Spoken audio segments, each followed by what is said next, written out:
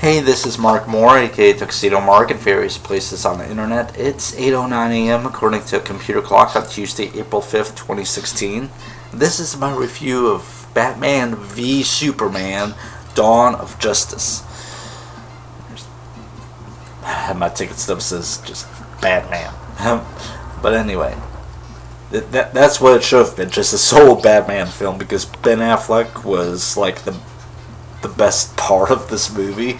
And no, but seriously, he did a really good job as Batman.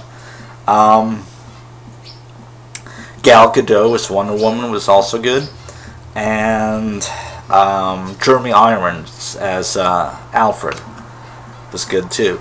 The problem, and I'm guessing you've probably watched other reviews already. After I saw I think before I saw the film, I saw James and Mike's review, and after the film, I saw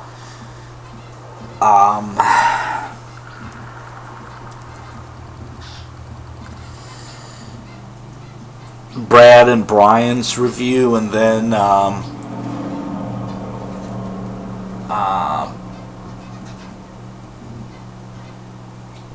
Doug and Rob's review. So if you've watched those, you basically know the main problems. That it's too long, there's too much stuff going on, they're trying to set up too much of the rest of the DC universe. And there's, like, you see the Flash for a few seconds, you see Aquaman for like a few seconds, and you know, what's the point? The point is, hey, we're setting up the future films and stuff like that. It didn't need to be in here. Some people say Doomsday didn't need to be in the movie. They didn't need to kill off Superman. That could have been its own film.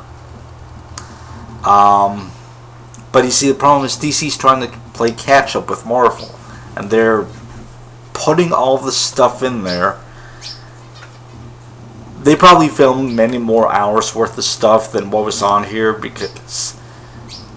than what got into the final film, because it just seems to jump around a lot. But this could have been like setting up Batman and Wonder Woman. You didn't even need to have it be a sequel to Man of Steel.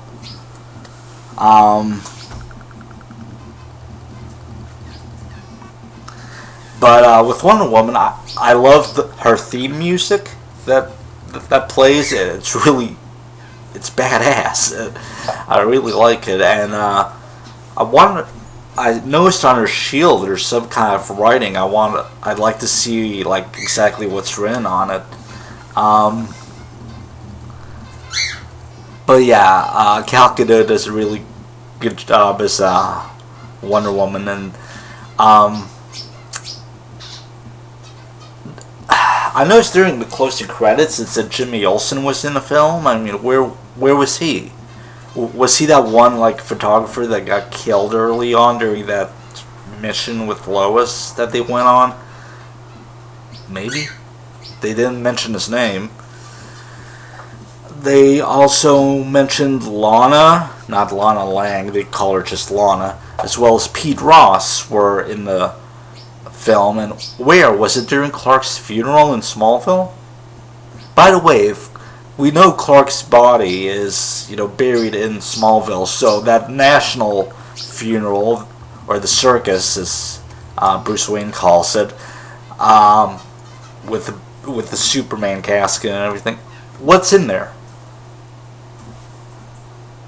How do they not know that Superman's body isn't in it?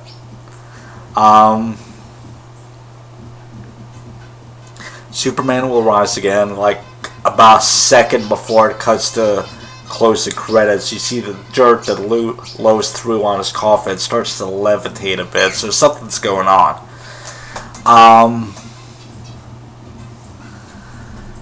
But yeah, the bathtub scene, yeah, that was stupid. Like Lois taking a bath, which I thought was nice. I thought we would see her boobs, but PG-13, so. But then Clark, fully clothed, just gets into a bathtub and straddles her. It's so weird. Um,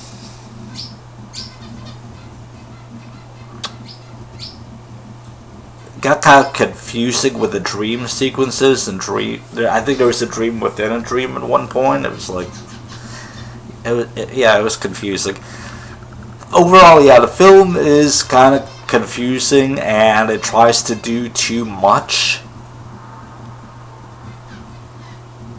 Like the Senate subcommittee hearing with Superman called to testify, he doesn't, and I wish they had done more with that. There's an explosion at the Capitol. They kind of just brushed that aside. It's like this needed to be like 2 or 3 films, or maybe do a TV series running like between the films, or like a mini series, just to have more room to breathe and more room to establish stuff.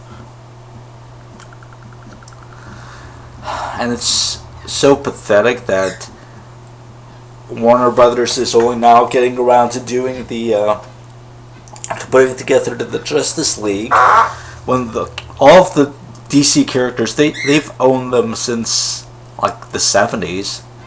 They could have, paired together Michael Keaton, Christopher Reeve, and Linda Carter. Not make new films with them, just do a Justice League film starring all 3 of them. It's like, because they've already done the characters.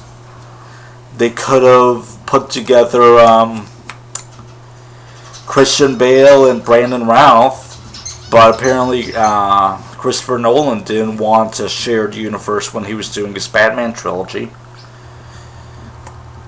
And for some reason they listened, even though it's their characters. But yeah, they could have done this long ago, and they didn't. And Marvel, I mean, yeah, they started doing their films in '98, but they started doing the cinematic universe in 2008, and they're doing a great job. And by comparison, DC, which is owned by Warner Brothers, a major movie studio, they can't do it. It's like... Anyway, I'm looking forward to the Wonder Woman film, and I hope we get a solo Batman film, because I think that would be good. But the movie's okay. It's just... yeah, it's just okay. And anything else to say about this? I could talk at length about it, I guess, but I am not as nitpicky, not as difficult to please as other people, like, the typical comics fans, because I'm not really a comics fan. I don't really read superhero comics anymore. I stick with Archie. But yeah, that's it, I guess. And it's 8:18 a.m. and thanks for watching.